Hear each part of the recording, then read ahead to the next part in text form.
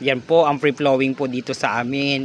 Ito po yan sa Progrinan. Ito po. Itong area po na ito ay sako po ito ng lote ng kapatid ng aking ama.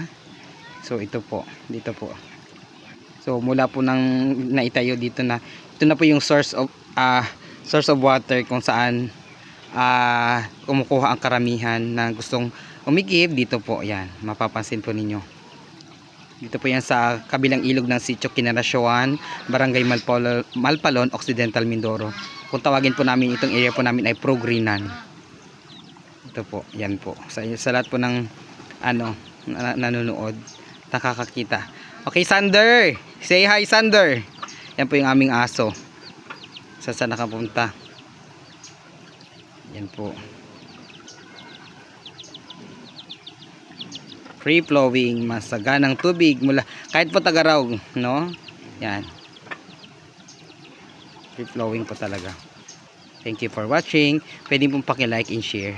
Salamat po.